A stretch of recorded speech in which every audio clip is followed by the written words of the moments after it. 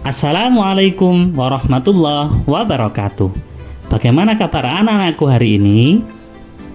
Alhamdulillah, luar biasa. Belajar PAI sungguh menyenangkan. Allahu Akbar, yes. Islam, yes. Anak-anakku, untuk mengawali kegiatan belajar kita pada kali ini, marilah kita berdoa bersama-sama dengan diawali bacaan ta'awudz dan basmalah bersama-sama. A'udzu billahi minasyaitonir rajim. Bismillahirrahmanirrahim. Raditu billahi rabba wa bil islami dina wa bi Muhammadin nabiyyan wa rasula. Rabbi zidni ilma warzuqni fahma waj'alni min ibadikas salihin. Amin ya rabbal alamin. Baik anak-anakku, bertemu kembali dengan Pak Iksan di pembelajaran PAI kelas 2 semester 1. Hari ini kita akan belajar tentang ketentuan sholat. Tujuan pembelajaran kita di pertemuan ketiga tentang ketentuan sholat, yaitu anak-anak dapat menjelaskan ketentuan sholat dengan baik dan benar. Baik anak-anakku, silakan amati gambar berikut ini. Gambar 1, terdapat seseorang yang merapatkan shaf dan meluruskan shafnya. Gambar yang kedua, terdapat orang yang sedang melaksanakan sholat berjamaah.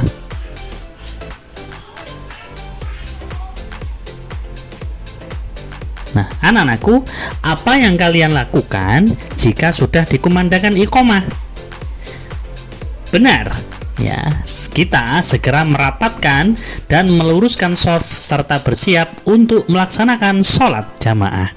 Baik anak-anakku, kalian tahu rukun Islam? Baik, nah rukun Islam yang kedua yaitu ibadah sholat. Pintar. Perintah sholat itu diberikan oleh Allah kepada Nabi Muhammad SAW pada peristiwa Isra Mi'raj. Anak-anakku, tahukah kalian arti dari sholat? Baik, sholat dalam bahasa itu artinya adalah doa. Sholat itu sama halnya kita berdoa kepada Allah. Nah, sholat itu adalah ibadah berupa gerakan dan bacaan yang dimulai dari takbiratul ihram dan diakhiri dengan salam. Nah, anak-anakku, dalam satu hari satu malam kita harus melakukan sholat sebanyak 5 waktu. Apa saja sholat itu?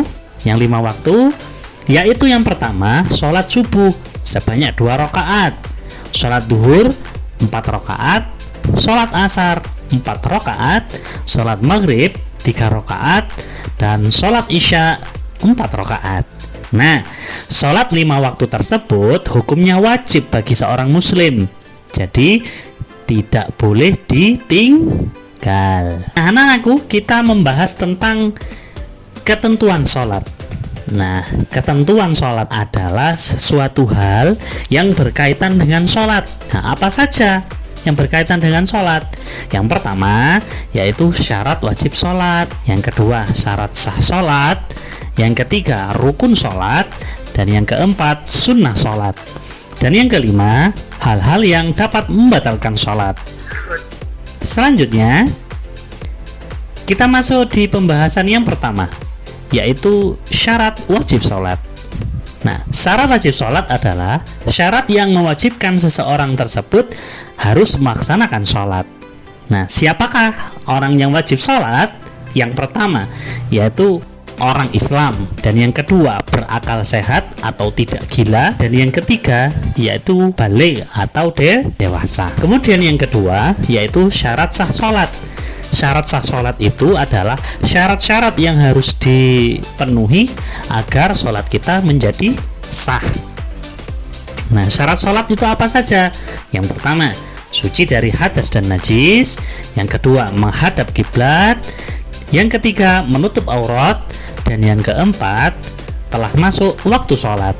Nah, selanjutnya yaitu rukun sholat. Nah, rukun sholat adalah hal-hal yang harus dikerjakan dalam sholat. Apabila ditinggal atau lupa, maka sholatnya akan batal. Baik anak-anakku, agar kalian mudah untuk menghafal rukun sholat, yuk kita nyanyi bersama Pak Iksan.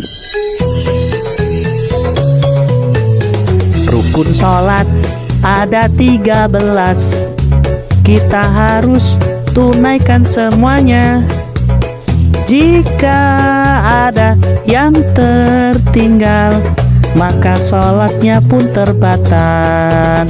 Berdiri tegak, melafal niat, takbiratul ihram, baca al-fatihah, ruku i'tidal, kemudian sujud, duduk antara dua sujud, duduk tahiyat akhir, baca tahiyat akhir, sholawat, salam, dan tertib.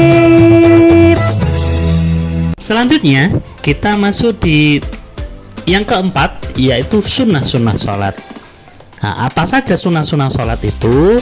Sunnah-sunnah sholat adalah hal-hal yang dianjurkan ketika melaksanakan sholat. Nah, apa saja sunnah-sunnah sholat? Yang pertama, mengangkat kedua tangan saat takbiratul ihram, kemudian ketika akan ruku, ya, ketika i'tidal, dan berdiri dari tasyahud awal. Selanjutnya bersendekap ketika berdiri, kemudian membaca doa iftitah, membaca surah-surah pendek setelah membaca surah al-fatihah, kemudian mengarahkan pandangan ke tempat sujud, membaca tasbih ketika rukuk dan sujud, membaca doa ketika duduk di antara dua sujud, kemudian duduk tasyahud awal, dan membaca doa kunut saat sholat subuh, serta mengucapkan salam yang kedua. Nah, selanjutnya yang kelima adalah hal-hal yang dapat membatalkan sholat, ya. Jadi perkara ini, hal-hal ini dapat menjadikan sholat kita itu batal. Nah, apa saja? Yang pertama, kita berhadas, baik hadas kecil maupun hadas besar. Kemudian yang kedua yaitu terbukanya aurat. Yang ketiga, makan atau minum. Yang keempat, berbicara atau bersuara selain bacaan sholat. Yang kelima yaitu banyak bergerak dengan sengaja, bahkan lebih dari 3 gerakan. Nah, yang keenam, menambah gerakan sholat. Yang ketujuh, meninggalkan salah satu rukun sholat. Yang kedelapan, mendahului imam sebanyak 2 rukun. Nah, itulah hal-hal yang dapat membatalkan sholat kita. Dari sini anak-anak sudah paham ya? Baik, apabila sudah paham, silakan anak-anak mengerjakan LK yang telah disiapkan.